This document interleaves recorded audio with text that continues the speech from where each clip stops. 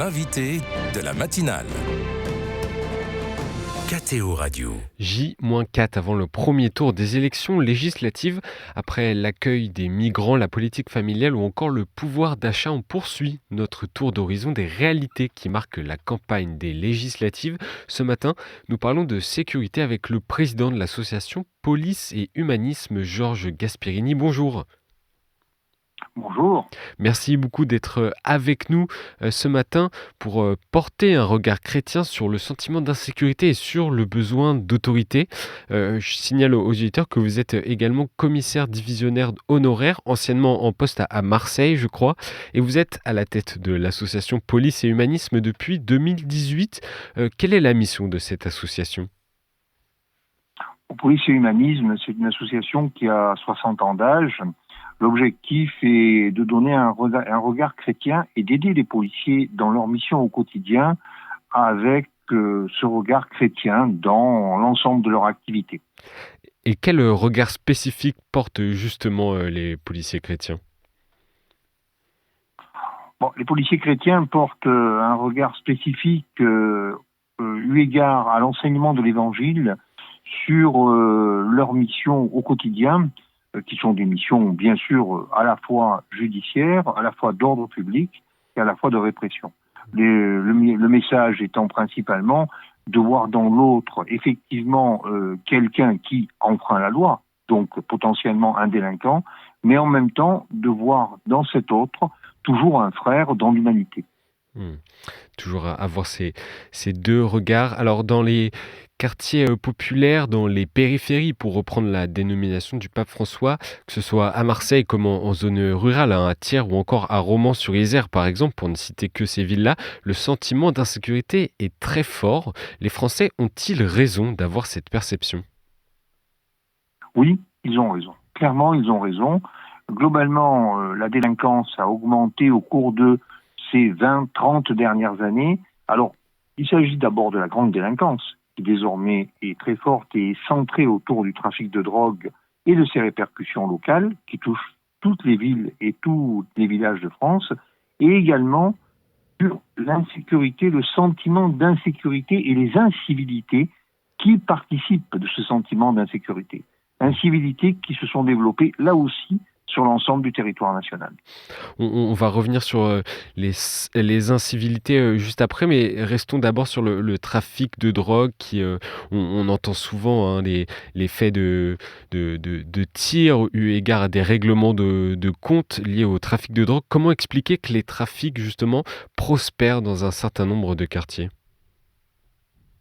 Les trafics prospèrent dans l'ensemble des quartiers, car d'abord le trafic de drogue rapporte énormément d'argent, que cet argent est réparti sur l'ensemble des participants à ce trafic, c'est-à-dire du petit guetteur de quartier jusqu'à celui qui est à la tête d'un réseau.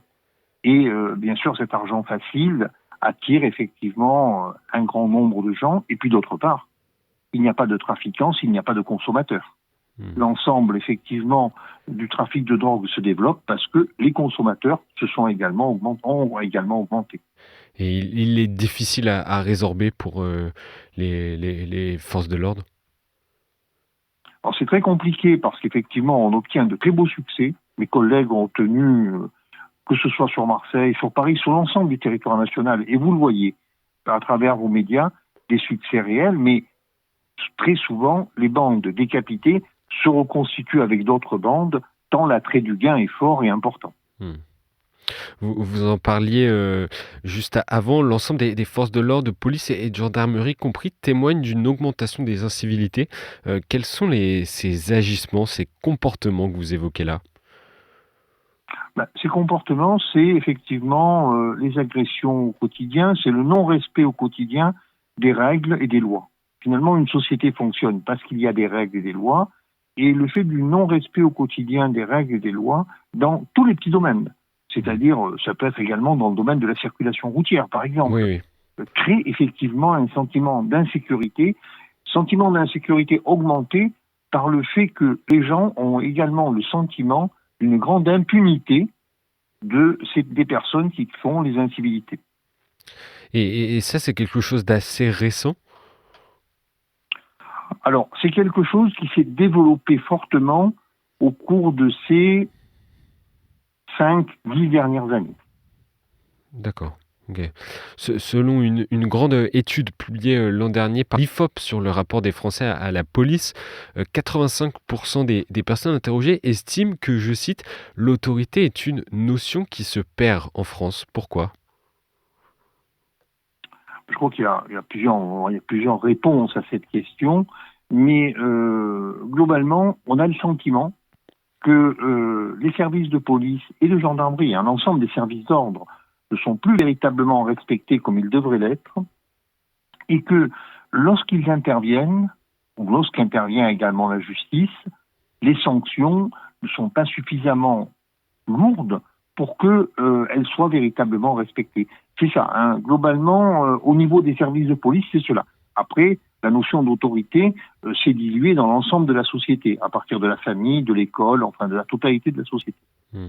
Et quel lien entre perte d'autorité et insécurité ? Y a-t-il un lien ? Évidemment, le lien il est évident. C'est vrai qu'effectivement, une société dans laquelle l'ensemble des facteurs de la société, tels que la famille, tels que l'école, tels que l'employeur également, a une relation à l'autorité forte, amène naturellement et nécessairement une diminution des incivilités. Si l'autorité disparaît dans tous les secteurs de la société, alors bien sûr la voie est ouverte à l'incivilité. Et dans ce contexte, aux incivilités. Oui, bien sûr, ça concerne absolument tout le monde. Dans ce contexte, quelles sont vos attentes ? Comment sortir de la situation que vous décrivez à l'instant ? Bon, d'abord, la première des choses, à mon avis, mais évidemment, j'en ai parlé, c'est le rétablissement de l'autorité à tous les niveaux, mais d'abord, principalement, au niveau des forces de l'ordre. Il faut que les forces de l'ordre, qui ont déjà un statut qui est bien propre à eux-mêmes, soient respectées, ne soient pas systématiquement critiquées dans leur action, et du moins, s'il y a des critiques dans leur action, qu'elles se sentent soutenues par la population et les autorités gouvernementales. Voilà. Ça, c'est déjà un premier point.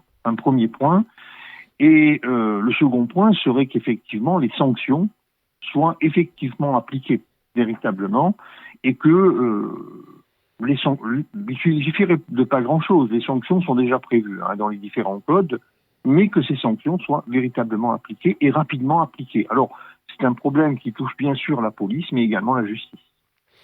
Vous en parliez justement, vous parlez de la justice. Les partis politiques en lice se rejoignent sur un point lors de cette campagne des législatives, le besoin de doubler, voire de tripler les effectifs des magistrats et des greffiers. Quelles sont les conséquences de ce manque de moyens humains dans l'appareil judiciaire, Georges Gasperini ? Elles sont évidents. Les tribunaux croulent sous les affaires, n'ont pas le temps de traiter en temps rapide et en temps voulu la totalité des affaires, privilégient, et c'est bien normal, les affaires criminelles les plus graves, et la conséquence, c'est qu'effectivement, certaines petites affaires, on parlait des incivilités, véritablement, ne sont pas véritablement sanctionnées. Ou ne sont pas sanctionnées, ou sont sanctionnées très très tardivement. Et ça a quelles conséquences ? Ça a la conséquence d'un sentiment d'impunité, à la fois impunité pour l'auteur de l'incivilité et de frustration pour la personne qui a été victime de l'incivilité et qui ne voit pas l'auteur sanctionné ni les dommages qu'il a eu véritablement réparés. Autre mesure proposée, c'est le rétablissement de la police de proximité. C'est une police de proximité qui a été créée en 1998 sous le gouvernement Jospin, puis supprimée. Recréer du lien, est-ce une bonne aussi solution selon vous pour réduire ces incivilités et ce sentiment d'insécurité ?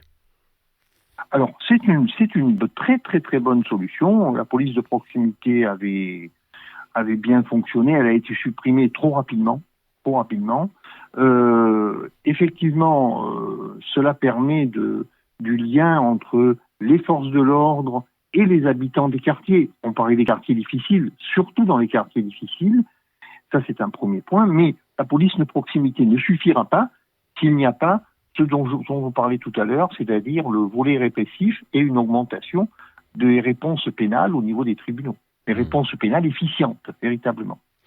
Et une dernière question, Georges Gasperini. Le nom de votre association, Police et Humanisme, est assez explicite. Comment articuler cette double approche sans se laisser instrumentaliser par les attiseurs de haine ?